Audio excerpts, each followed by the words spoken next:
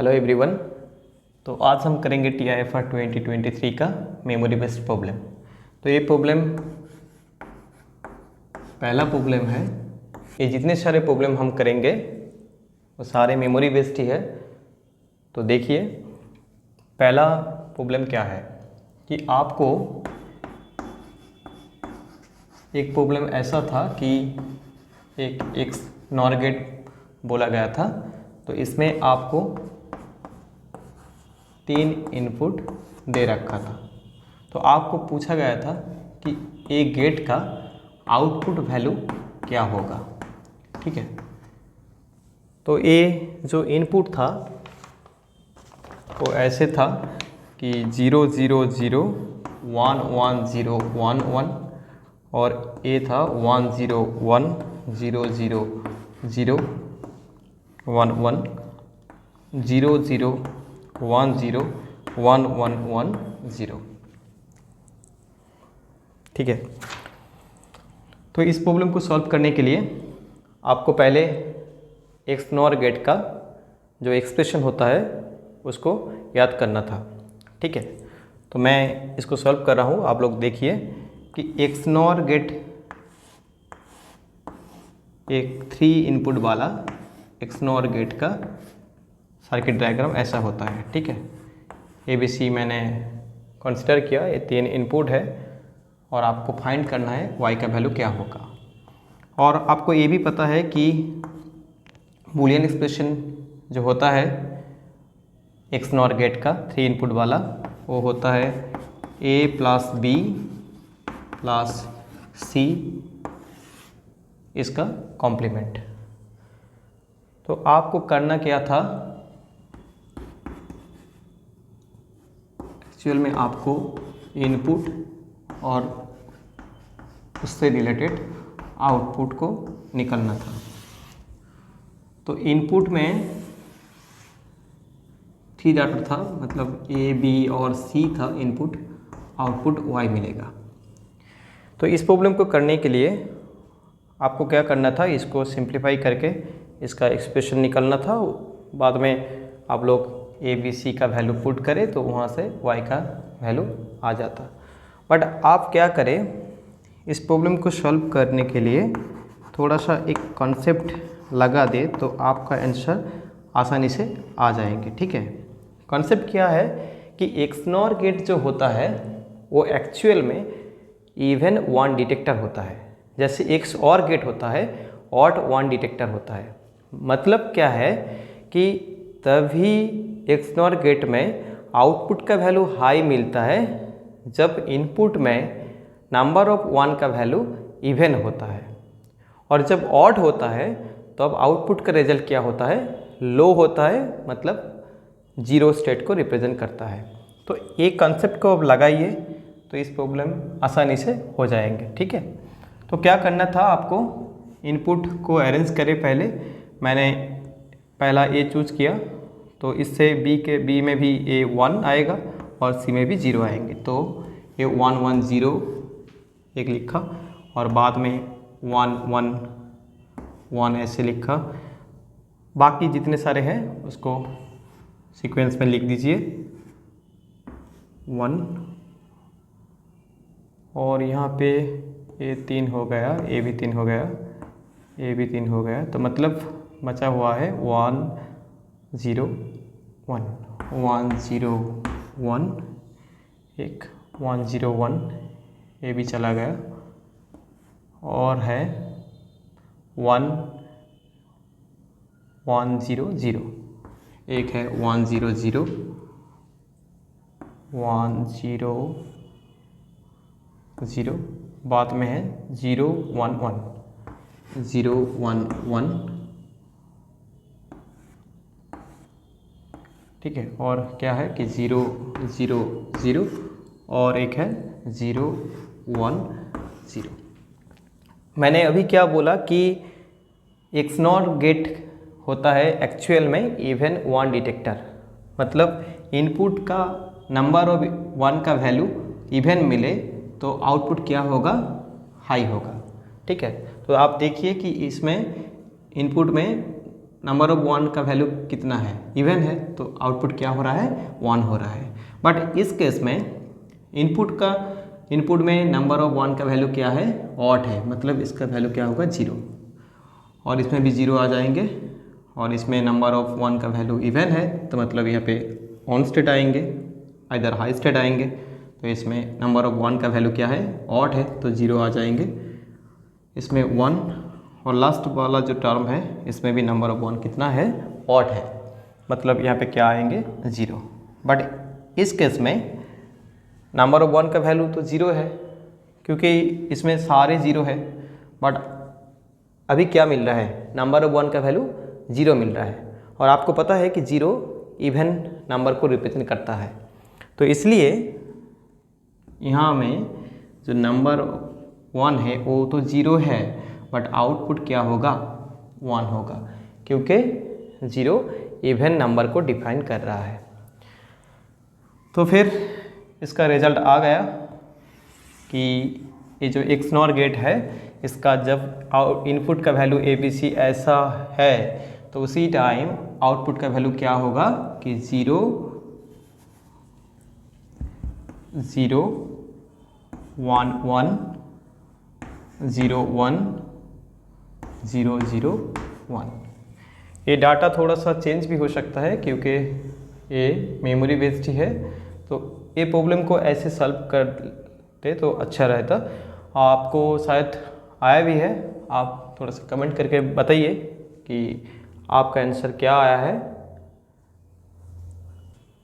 और एक प्रॉब्लम था जो मैथ फिजिक्स से था, ये भी मेमोरी बेस्ड ही है, तो मैथ फिजिक्स से मैट्रिक्स से एक प्रॉब्लम आया था।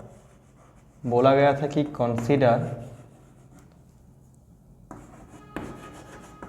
एक मैट्रिक्स था, जो मैट्रिक्स ऐसे था, A इक्वल टू 1/3 0 2/3 0 1 0 एंड 2/3 0 1/3। इस मैट्रिक्स का एक डायगोनल का जो फॉर्म होगा, इस मैट्रिक्स का जो डायगोनल मैट्रिक्स होगा, वो D है, तो बोला गया था कि O inverse A of O से मिलेगा। ठीक है, तो जहाँ पे क्वेश्चन क्या था, क्वेश्चन था the value of O matrix.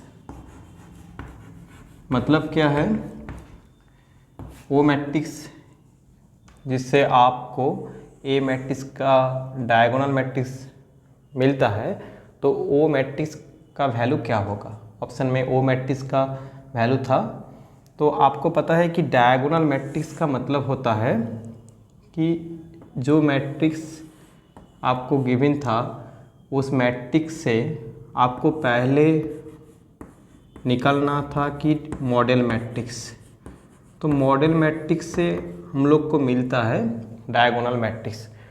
Model matrix का मतलब होता है कि ये मैट्रिक्स का एक्चुअल में आइगन वेक्टर को लेके जो मैट्रिक्स आता है वही होता है मॉडल मैट्रिक्स। मतलब क्या है, ये एक 3×3 मैट्रिक्स है, तो इसका आइगन वेक्टर 3 मिलेगा, तो इससे जो मैट्रिक्स मिलेगा उसी को बोला जाता है मॉडल मैट्रिक्स। आपको क्या करना है, सिर्फ ये मैट्रिक्स का आइगन वैल्यू कैलकुलेट करें, जो कैरेक्टरिस्टिक इक्वेशन होता है, वहाँ से आपको लैम्डा का वैल्यू 3 मिल जाएंगे, क्योंकि ये एक 3×3 मैट्रिक्स है, इसका ऑर्डर 3 है, मतलब आइगन वैल्यू क्या मिलेंगे, 3 मिलेंगे। उससे रिलेटेड आपको मिलेंगे आइगन वेक्टर भी 3। ठीक है, x1 x2। अब मान के चले कि आइगन वेक्टर क्या होगा, x1 x2 x3। ये आइगन वेक्टर को आप कैलकुलेट करें, तो वहाँ से आपको जो मैट्रिक्स मिलेगा वही आपको ऑप्शन में बोला गया था, जिसको बोल रहा है कि O मैट्रिक्स। O मैट्रिक्स का मतलब होता है मॉडल मैट्रिक्स। तो ये प्रॉब्लम आप खुद भी कर सकते हैं। तो सिर्फ कैलकुलेशन ही है, आपको सिर्फ समझना था कि मॉडल मैट्रिक्स क्या होता है। ठीक है, मॉडल मैट्रिक्स का मतलब जो इस मैट्रिक्स से हम लोग डायगोनल मैट्रिक्स बनाते हैं तो वही मैट्रिक्स को बोलते हैं मॉडल मैट्रिक्स। ठीक है, ये डायगोनलाइजेशन ऑफ मैट्रिक्स जो टॉपिक है वहाँ से पूछा गया था।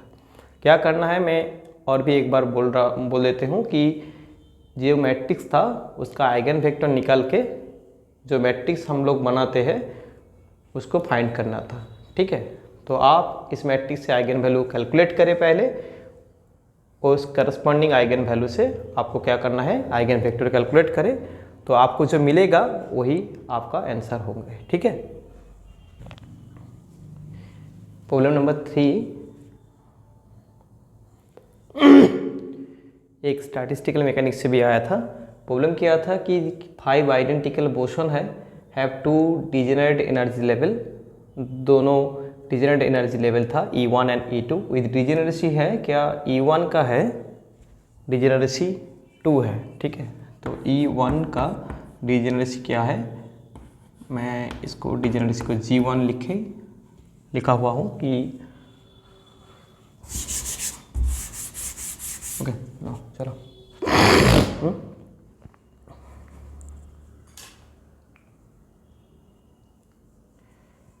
एक स्टैटिस्टिकल मैकेनिक्स से भी था, किया था प्रॉब्लम की 5 आइडेंटिकल बोसोन था, हैव 2 डिजेनरेट एनर्जी लेवल था, जो एक E1 और एक E2 है, और उसमें डिजेनरेसी क्या था रेस्पेक्टिवली 2 एंड 3 था, और 3 particle placed in E1 state and 2 particle placed in E2 state. ठीक है, ऐसा था। तो आपको क्या करना था, देखिए कि E1 जो एनर्जी स्टेट है उसका डिजेनरेसी क्या है, 2 है।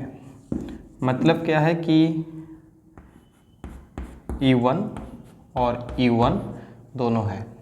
ठीक है, और इसमें कितना पार्टिकल है कि 3 पार्टिकल है, और आपको पता है कि आइडेंटिकल बोसोन के केस में एक स्टेट में पार्टिकल का कोई रेस्ट्रिक्शन नहीं रहता, मतलब एक भी रह सकता है, 2 भी रह सकता है, और उससे ज़्यादा भी रह सकता है और नहीं भी रह सकता है। ठीक है, जैसे फार्मियन के लिए होता है कि रिस्ट्रिक्शन अलाउड होता है क्योंकि वहाँ पे पाउली एक्सक्लूजन प्रिंसिपल मिलता है।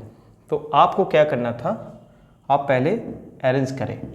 पार्टिकल का नेचर क्या था, आइडेंटिकल था, तो 5 पार्टिकल था सिस्टम में, बट E1 स्टेट में आपको रखना था 3 पार्टिकल। तो E1 स्टेट का जो एनर्जी था तो वो डिजेनरेसी कितना था, 2 था। ठीक है, तो मतलब आप क्या करें कि इसमें 3 पार्टिकल रखे, तो उस टाइम यहाँ पे ना भी रखे तो ये भी पॉसिबल है, क्योंकि इस केस का है कि इसमें बोसोन बोला गया था। ठीक है, तो इसका ऑल्टरनेटिव ये भी आ जाएंगे, एक रिप्रेजेंटेशन ऐसे भी आप लोग रख सकते हैं, और यहाँ पे 1, यहाँ पे 2।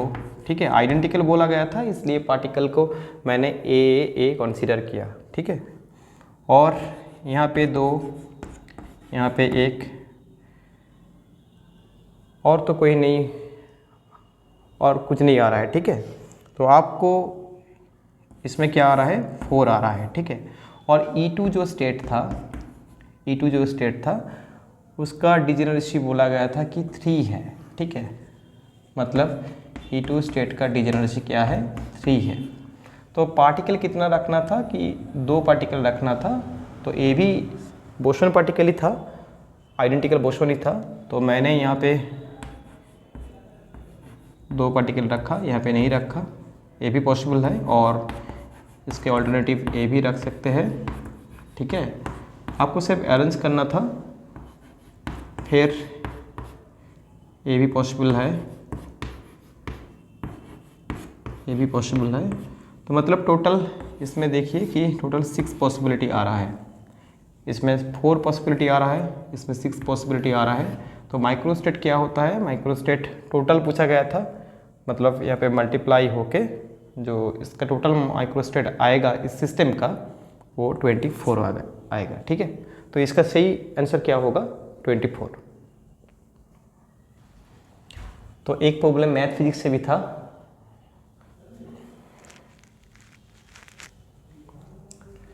प्रॉब्लम नंबर जो 4 है वो आपको देख रहा है कि ये प्रोबेबिलिटी से था।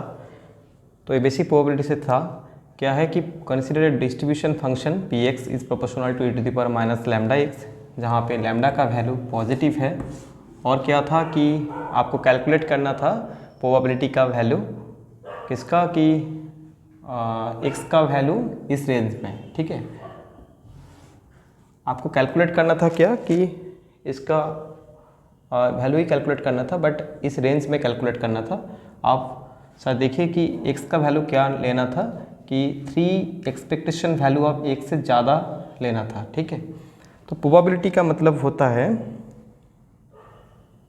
आपको टोटल इंटरवल में कैलकुलेट करना है, ठीक है। तो आप पहले क्या करें, ये जो प्रोबेबिलिटी डिस्ट्रीब्यूशन फंक्शन गिवन था इसको इक्वल करें तो एक कांस्टेंट आएंगे।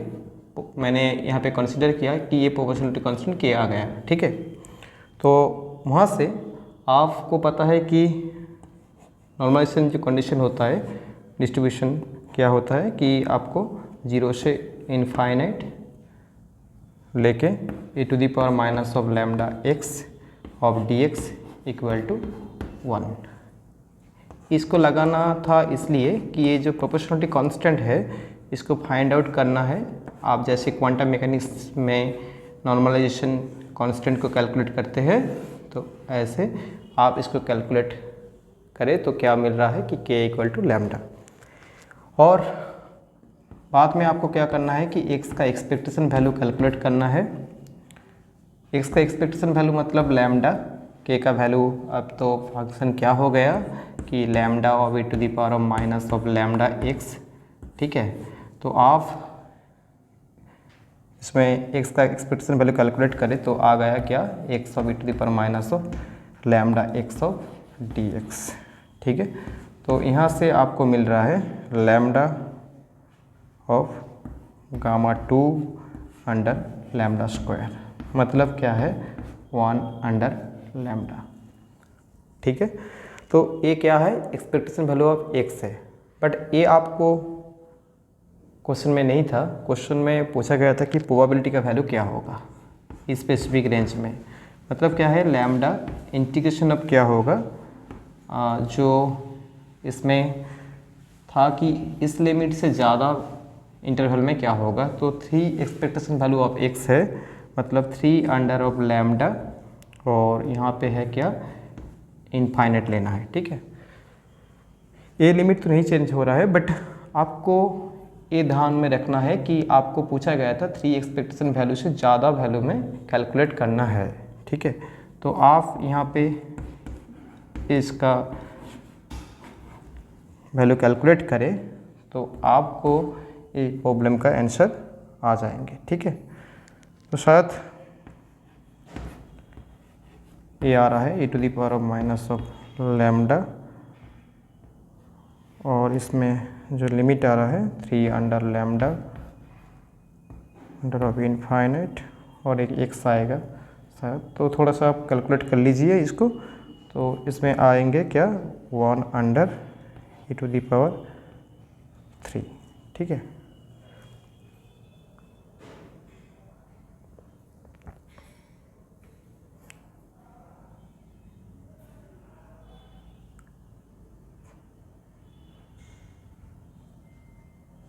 ऑप्शन शायद इसका ऐसे था 1 under e cube, second option ऐसे था 1 अंडर स्क्वायर, थर्ड ऑप्शन ऐसे था 1 अंडर e, फोर्थ ऑप्शन ऐसे था 1 under e to the power 4।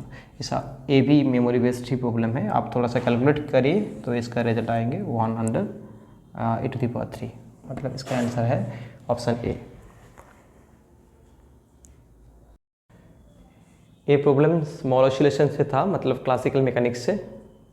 क्या था कि for a diatomic molecule m1 m2 उसका वैल्यू मास का यूनिट, एटॉमिक मास यूनिट में दे रखा था 1 AMU था एक का, और एक का था 8 AMU, और एक पोटेंशियल का फॉर्म था कि VR equal to epsilon of a to the power 4 4 r to the power 4 minus b square under 2r square. और उसमें क्या था कि एप्सिलॉन ए बी का वैल्यू भी गिवन था, ए बी इक्वल है वो 1 एंगस्ट्रॉम था, और A1 ए म्यू का वैल्यू था kg यूनिट में 1.67 × 10⁻27। क्या फाइंड आउट करना था कि ट्रांजिशन फ्रीक्वेंसी क्या होगा, ठीक है।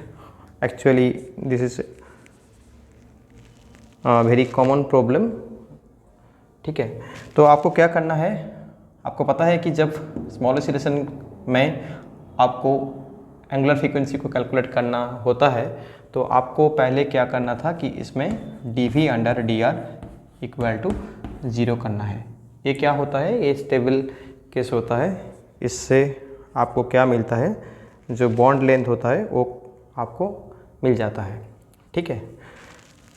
तो यहाँ से कैलकुलेट करें तो आपको ये जो R का वैल्यू मिलेगा वो होगा 1 एंगस्ट्रॉम, ठीक है। सिर्फ इसको डेरिवेटिव कीजिए और आप वहाँ पे जो आपको जो A और B का वैल्यू गिवन था उसको पुट करिए तो आपको R का वैल्यू मिल जाएंगे 1 एंगस्ट्रॉम, ठीक है। तो ये बॉन्ड लेंथ होता है और फिर उसमें क्या करें, आप को निकलना था कि ट्रांजिशन फ्रीक्वेंसी और ट्रांजिशनल फ्रीक्वेंसी ऐसा कुछ था। तो आपको क्या करना था कि d/v/dr² कैलकुलेट करना था, और उस पॉइंट पे, जिस पॉइंट पे आपको स्टेबल बॉन्ड या आपको जो वो बॉन्ड लेंथ मिला है, तो आप यहाँ पे R का वैल्यू जो 1 एंगस्ट्रॉम है इसमें पुट करें तो आपको मिल जाएंगे क्या कि K का वैल्यू। ये आपको फॉर्मूला याद है कि K मिलता है second order derivative of potential का जो रिजल्ट आता है स्टेबल और इक्विलिब्रियम पॉइंट में। एक्चुअल में ये स्टेबल बॉन्ड लेंथ ही है, उसको पुट करें तो आपको मिल जाएंगे K यहाँ पे जो मिलेंगे वो है, आप थोड़ा सा कैलकुलेट कर लीजिए। K मिलेंगे एप्सिलॉन ऑफ R⁻², मतलब एप्सिलॉन ऑफ R का वैल्यू क्या है 1 एंगस्ट्रॉम, सो 1 एंगस्ट्रॉम और -2। आप कैलकुलेशन कर लीजिए, मैं थोड़ा सा आपको कैसे करना था यही बस बता रहा हूँ। तो K आपको मिल जाएंगे तो वहाँ से आप कैलकुलेट कर सकते थे कि ओमेगा का वैल्यू होता है omega equal to √root under of K, actual में √root under of K under m होता है, बट इस केस में रिड्यूस मास आएगा क्योंकि ये डायटोमिक मॉलिक्यूल है। जब डायटोमिक मॉलिक्यूल होता है रिड्यूस्ड मास होता है म्यू इक्वल टू होता है m1 m2 under m1 plus m2, ठीक है। रिड्यूस्ड मास से आप डायटोमिक मॉलिक्यूल से एक वन बॉडी प्रॉब्लम में कन्वर्ट कर सकते हैं। तो आप यहाँ से आपको जो मिल जाएंगे कि ओमेगा का वैल्यू मिल जाएंगे, ठीक है। तो आप क्या करें, पहले ये म्यू का वैल्यू कैलकुलेट करें। म्यू मतलब रिड्यूस मास, तो यहाँ पे m1 का वैल्यू था 1, m2 का वैल्यू था 8 एंड m1 m2 का वैल्यू था 1 एंड 8, सो यहाँ पे मिल रहा है 8 अंडर 9। तो ये है एक्चुअल में म्यू का वैल्यू। तो K का वैल्यू ये है और एप्सिलॉन का वैल्यू भी गिवन था, तो आपको ओमेगा का वैल्यू मिल जाएंगे, ठीक है।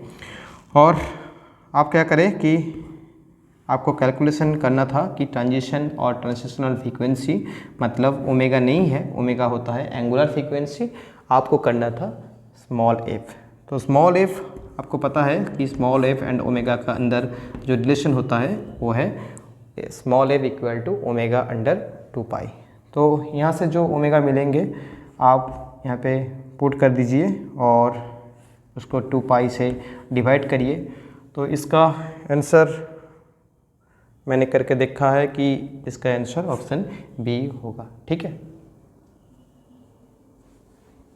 ये प्रॉब्लम भी सॉलिड स्टेट फिजिक्स से था कि first order reflection find from the 101 plane और the reflection angle is 30 degree.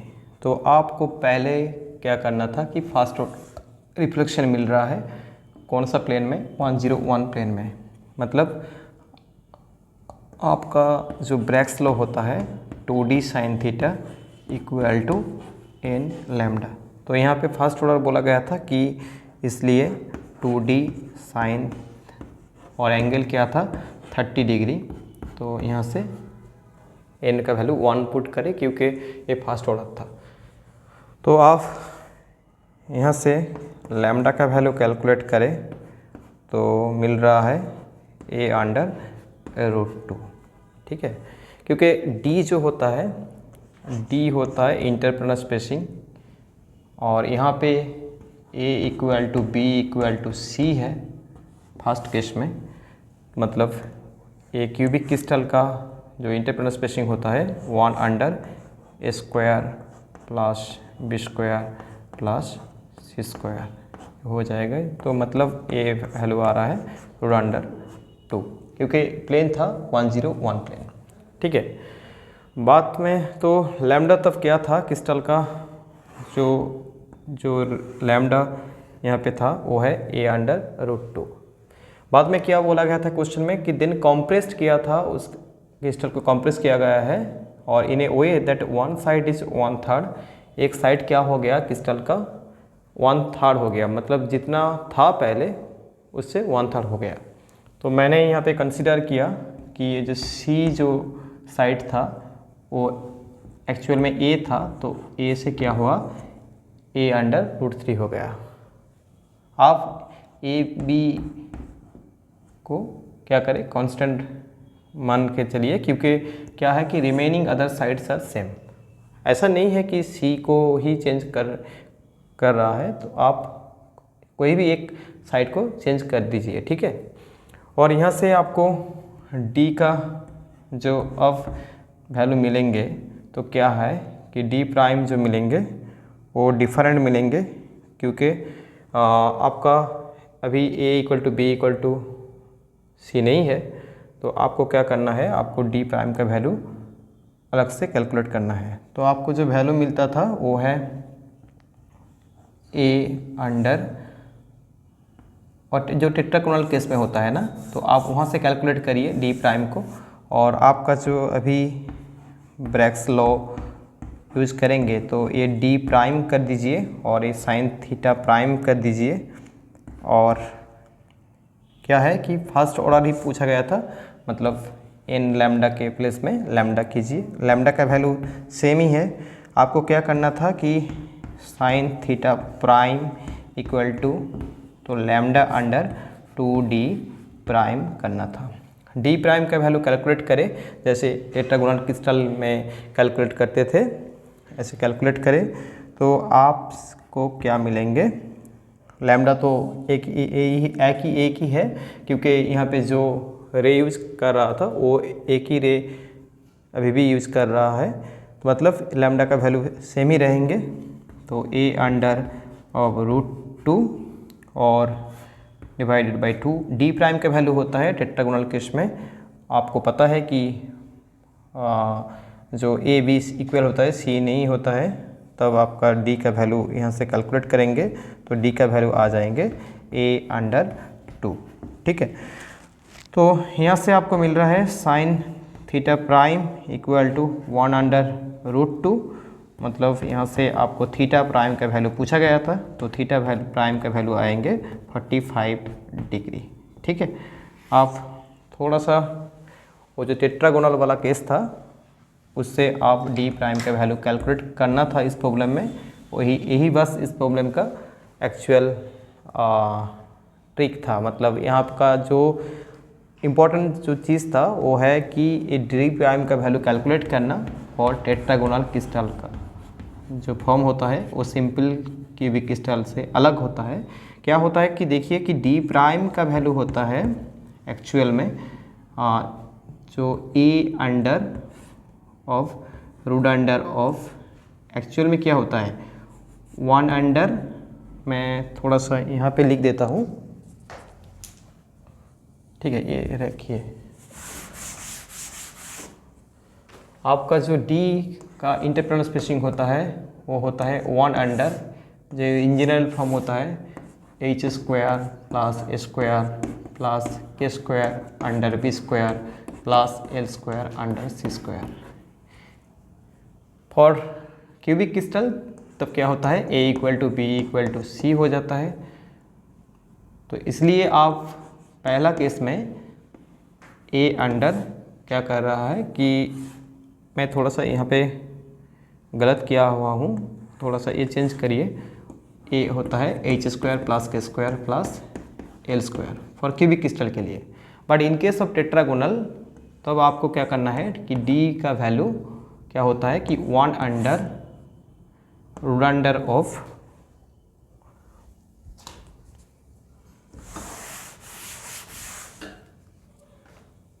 √* Of h² + k² /a² plus क्या करना है कि l² c²। क्योंकि यहाँ पे टेट्रागोनल पे a = तो b होता है but not equal to c होता है। तो आपको क्या था, प्लेन गिवन था, तो आप उस प्लेन पे और यहाँ पे जो c का फॉर्म था a√3 a पुट करें तो आपको मिलेंगे कि a/2, ठीक है, वही d' है, ठीक है। तो पहला पार्ट में मैंने 6 प्रॉब्लम किया हुआ हूँ और भी अगली पार्ट में ATIFR जो मेमोरी बेस्ड प्रॉब्लम है अगली सेशन में और भी कुछ प्रॉब्लम सॉल्व करूँगी। आपको कोई भी प्रॉब्लम याद है तो आप बता दीजिए, इस नंबर पे व्हाट्सएप कर दीजिए, तो आपको मैं ट्राई करूँगी जितने हो सके प्रॉब्लम सॉल्व करने के लिए, ठीक है। आज इतना ही, ओके बाय।